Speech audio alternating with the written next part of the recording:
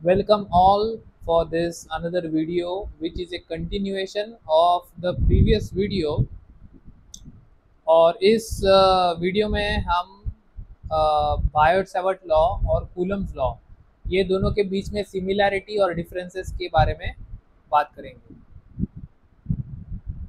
So Biot-Savart law is a fundamental law in magnetism, or Coulomb's law is magnetostatics. Coulomb's law is fundamental to electrostatics. तो दोनों fundamental है अपने अपने field में। तो दोनों में क्या सिमिलैरिटी है और क्या डिफरेंसेस है, इसके 4 पॉइंट्स टेक्स्ट बुक में लिखे हैं, एक एक पॉइंट करके अपन डिस्कस करेंगे। तो सबसे पहले, both are long range since both depend inversely on the square of distance from the source to the point of interest. यानी अगर एक पॉजिटिव चार्ज है तो ये जो फोर्स है, इलेक्ट्रोस्टैटिक फोर्स जो है वो लॉन्ग रेंज है, यानी दूर दूर तक, इस चार्ज से बहुत दूर तक ये फोर्स काम करेगा। So it is a long range force.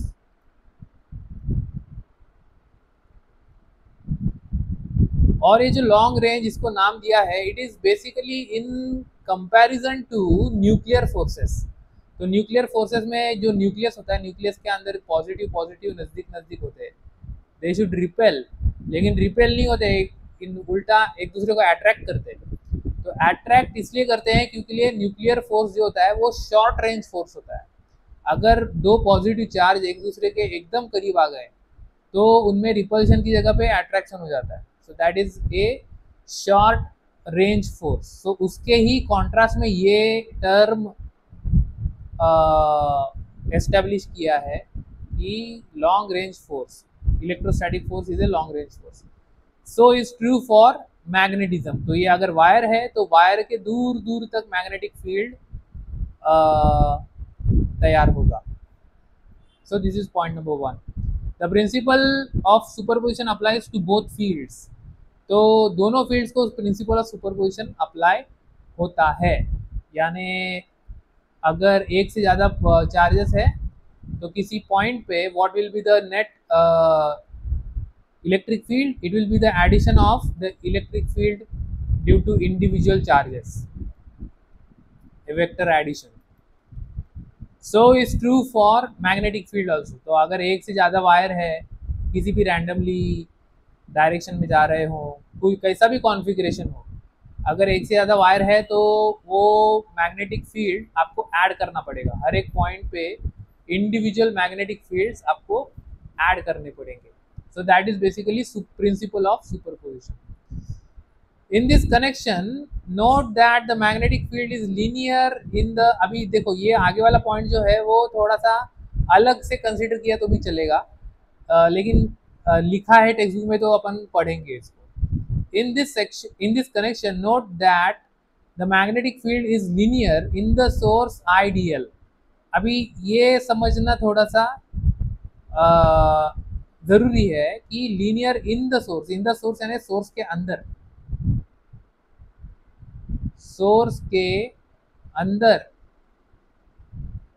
Source के अंदर यानी अगर मान लो बार मैग्नेट है तो बार मैग्नेट के अंदर भी मैग्नेटिक फील्ड होगा इस डायरेक्शन में।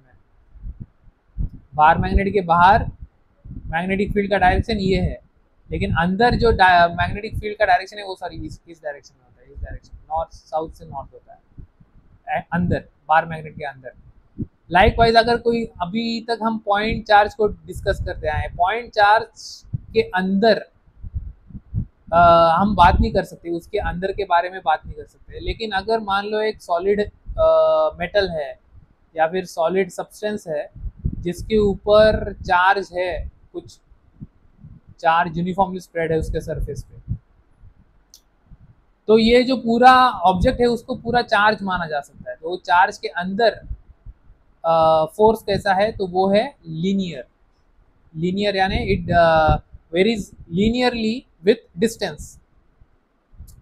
सो that is broadly what this point tries to convey, but anyway the broader point is the initial one. जो मेन पॉइंट है वो बिना ब्रैकेट वाला पॉइंट है। Point number 2, the electrostatic field is produced by a scalar source, namely the electric charge. The magnetic field is produced by a vector source, namely IDL. अभी positive और negative charge जो होता है वो एक scalar है, तो अगर पॉजिटिव चार्ज है इट इज़ अ स्केलर और नेगेटिव चार्ज है it is A also a scalar. लेकिन मान लो अगर एक वायर है ऐसी, करंट जा रहा है ऐसे, तो इस पॉइंट पे, यहाँ पे पॉइंट P पे मैग्नेटिक फील्ड का एक पर्टिकुलर डायरेक्शन होगा. तो वो स्क्रीन के ऊपर, स्क्रीन के अंदर हो सकता है, इस दिशा में स्क्रीन के अंदर हो सकता है, स्क्रीन के बाहर हो सकता है, depending on the direction of the current. लेकिन ऐसा है कि इस चीज़ को हम रोटेट भी कर सकते हैं. I hope I will be able to, और I can do the following. मान लो ये वायर होती, तो इसको क्या कर सकते हैं, इसको ऐसे रोटेट किया तो पॉइंट P पे जो मैग्नेटिक फील्ड है वो चेंज हो रहा है. अगर इसको, वायर को और ऐसे रोटेट किया और ऐसा रखा along the direction of point P, तो मैग्नेटिक फील्ड तो ज़ीरो हो जाएगा. बाद में ऐसा रखा तो मैग्नेटिक फील्ड चेंज होगा. Magnetic field will be maximum when the point is perpendicular, when the distance, position vector या फिर displacement vector is perpendicular to the length of the wire, etcetera etcetera. तो ये वायर के orientation पे depend करता है कि पॉइंट P पे मैग्नेटिक फील्ड कितना होगा, पॉइंट P पे मैग्नेटिक फील्ड कितना होगा. लेकिन चार्ज के मामले में ऐसा नहीं है. इस चार्ज को आप कैसे भी घुमाओ, कैसे भी घुमा दो, magnet, the electric field near the point charge will remain the same no matter how you rotate, what, how you orient the charge. So that is what this point tries to tell us. The magnetic field is produced by a vector source. तो magnetic field के लिए vector source है, लेकिन electrostatic field के लिए scalar source. Point number 3, the electrostatic field is along the displacement vector joining the source and the field point.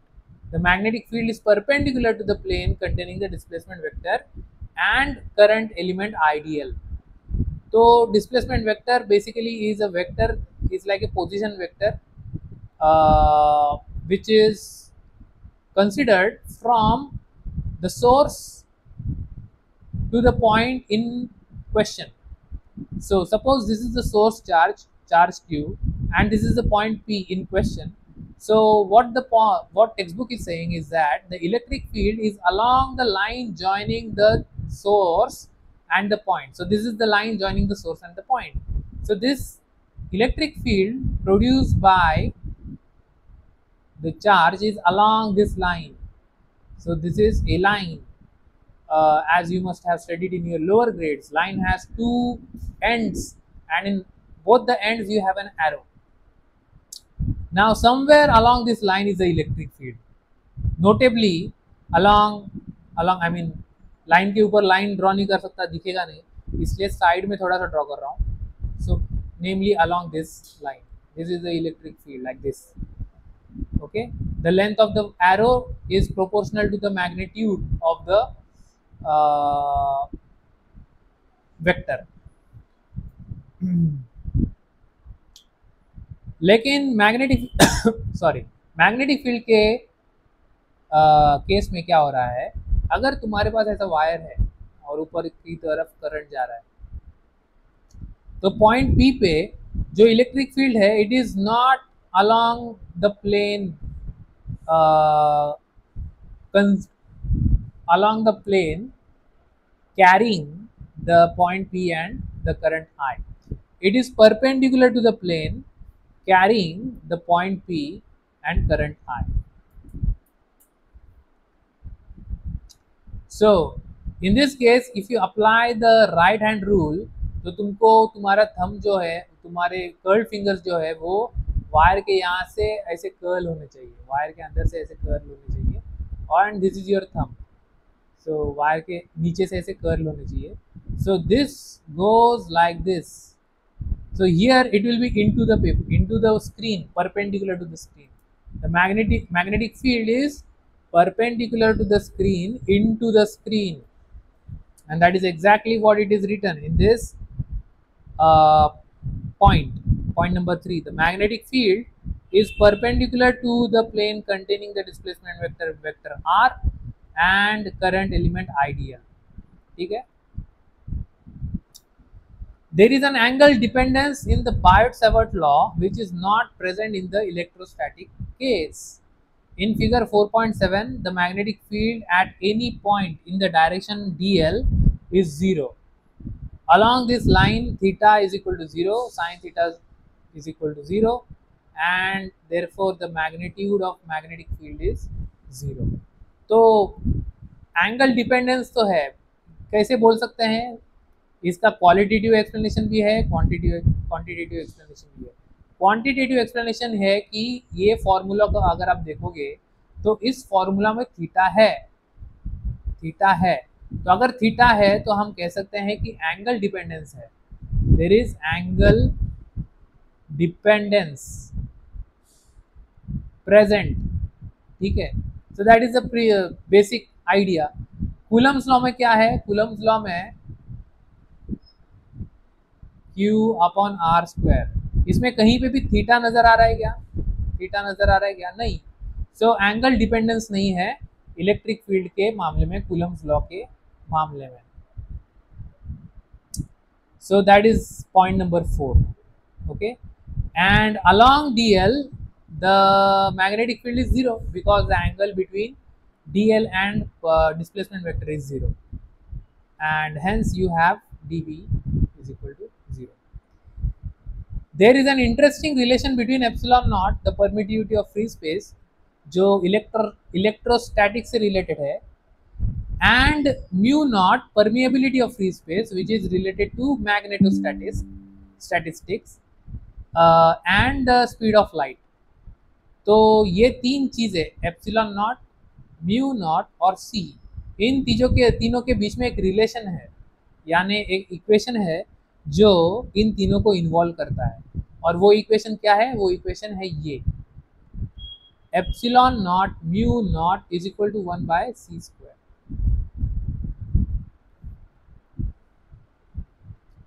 Is equal to 1 by c square. और इसको verify करने के लिए ये चीज़ कर सकते हो, यहाँ पे इतना चीज़ यहाँ पे दिया हुआ है.